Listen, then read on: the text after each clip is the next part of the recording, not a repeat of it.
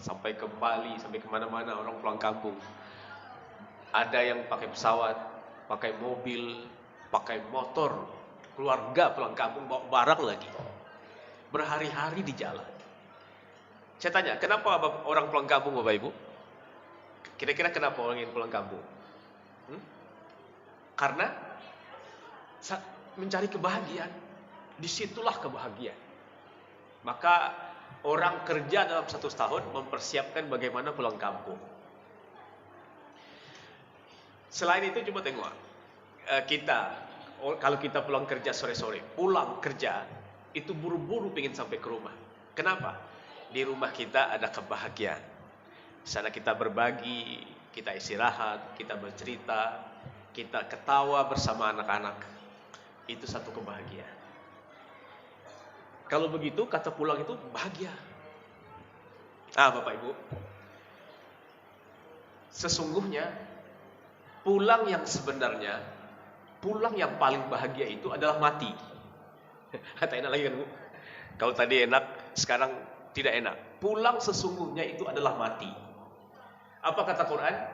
Inna lillahi wa inna ilaihi rajiun. Apa artinya?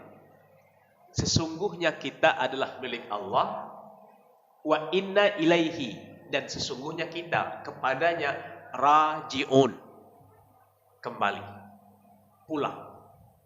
Artinya apa?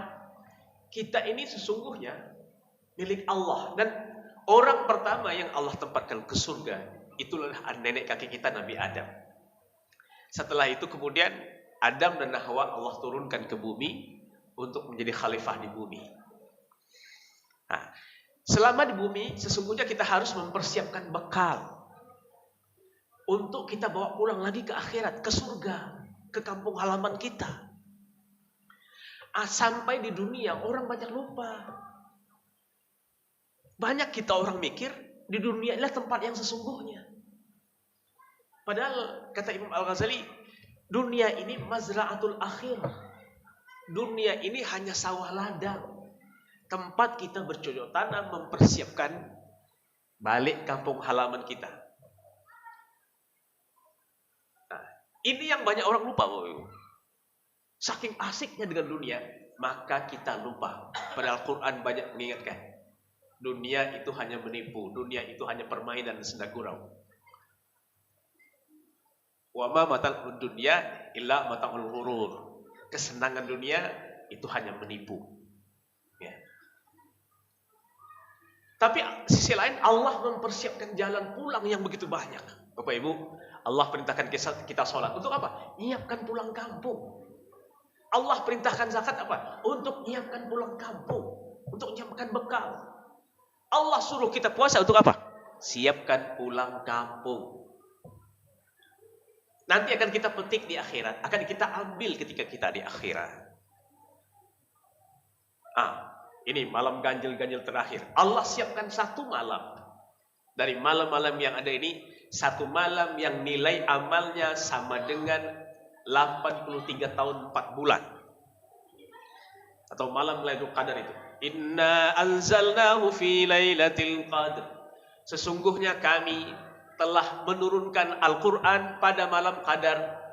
Wa ma adraka ma lailatul qadar. Tahukah kamu apakah itu malam Qadar? Lailatul Qadri khairum min alfi syahr. Malam Qadar itu khairum min alfi syahrin. Satu malam yang lebih baik dari 1000 bulan. Bukan sama Bapak Ibu, bukan sama dengan 1000 bulan, tapi lebih baik dari 1000 bulan. Ya. Itu untuk apa? Lagi-lagi Allah siapkan agar kita pulang kampung dengan selamat. Bapak Ibu, mati itu enak enggak sih? Mati itu disebut dalam bahasa Arab bisa mata, bisa wafat. Wafat itu artinya menyempurnakan. Artinya apa? Allah ingin menyempurnakan nikmat pada seseorang ketika dia mati. Jadi mati itu nikmat. Tapi mati bagaimana dulu? Mati orang yang punya bekal itu nikmat.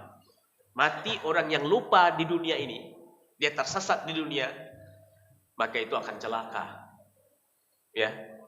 Maka itu salah kalau kita takut mati. Harus kita tak perlu takut mati, tapi persiapkan segala sesuatu untuk mati. Itu yang penting. Ya. Allah larang kita berjudi. Kenapa? Jangan, itu bahaya untuk akhiratmu, untuk rumah aslimu. Allah larang kita ribah. Kenapa? Karena bahaya untuk akhiratmu. Bahayanya apa Bapak Ibu? Kata Nabi SAW satu hari kepada para sahabat, Atadruna manil muflis. Para sahabat, kamu tahu nggak siapa yang bangkrut? Kata para sahabat, orang bangkrut, orang malah dirhama, orang tak punya duit. Ya, orang tak punya duit itu orang bangkrut. Kata Nabi, bukan itu. Orang yang bangkrut adalah orang bawa amal sholat, sedekah, puasa, haji, tapi dia di dunia juga mencaci maki orang lain, menuduh orang lain, memfitnah orang lain, menumpahkan darah orang lain.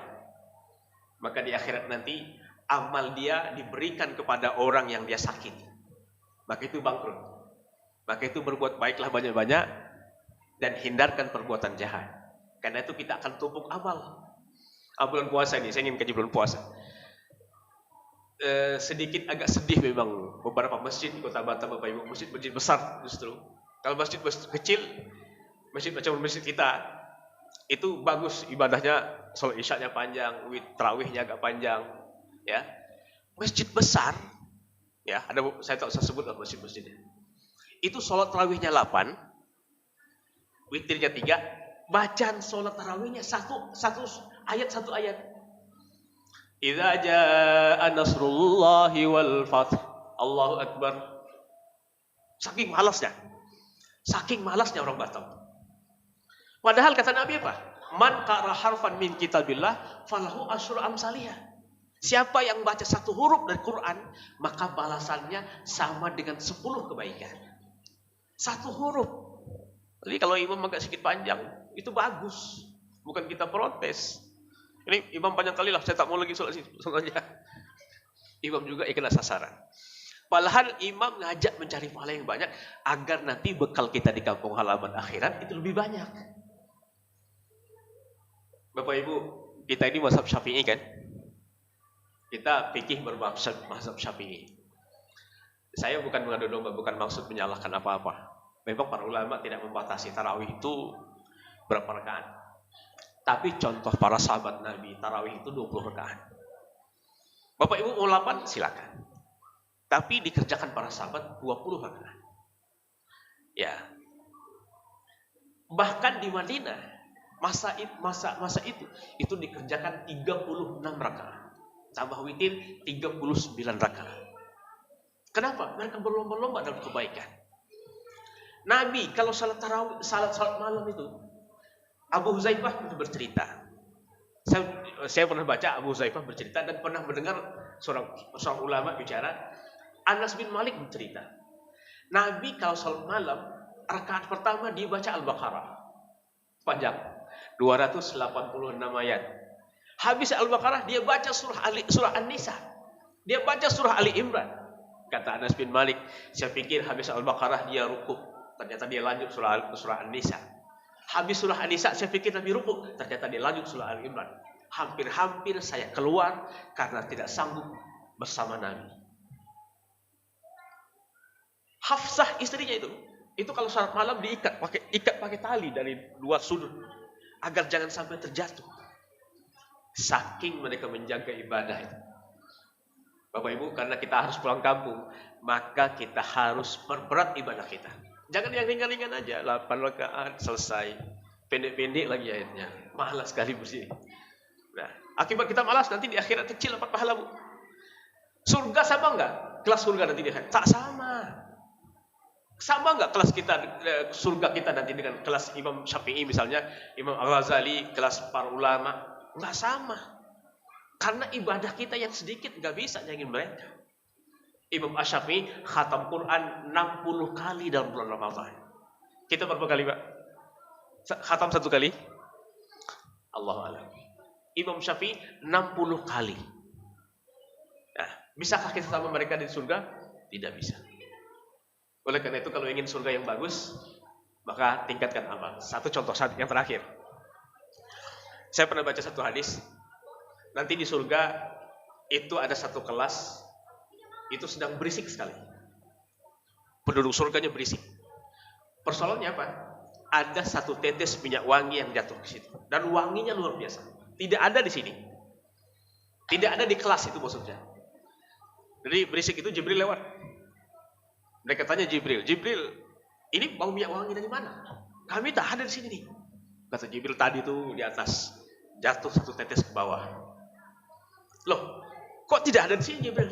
Kami tidak ada minyak itu. Kata Jibril, tidak ada. Beda kamu dengan mereka beda. Amal mereka dengan kamu beda. Kata Jibril, kata mereka bedanya apa Jibril? Bedanya cuma satu tasbih, Pak. Cuma satu tasbih. Jadi satu tasbih itu membedakan status orang di surga nanti. Oleh karena itu perbanyaklah amal Bapak Ibu. Jadikan seluruh waktu dan detik kita itu adalah amal. Karena kita akan menikmati hasil amal yang kita lakukan di dunia. Sehingga kita mendapatkan kebahagiaan di akhirat. Dan insya Allah kita akan mendapatkan surga yang tinggi. Sekalipun barangkali kita susah akan bertemu Nabi. Tidak bertemu para sahabat. Juga jauh dari para ulama. Tapi paling tidak kita dapat masuk surga. Yang dapat melihat bayang Nabi pun kita senanglah. Dapat melihat para sahabat dari jauh-jauh pun kita bahagialah barangkali. Atau dapat melihat para imam fikih, segala imam yang kita hormati, dan itu akan sangat membuat kita bahagia hidup di sana nanti. Barakallahu li wa lakum fil Qur'anil azim wa nafa'ani wa iyyakum bima fihi minal ayati wa dzikril hakim. Taqabbalallahu minni wa minkum innahu huwas samiul alim. Assalamualaikum warahmatullahi wabarakatuh.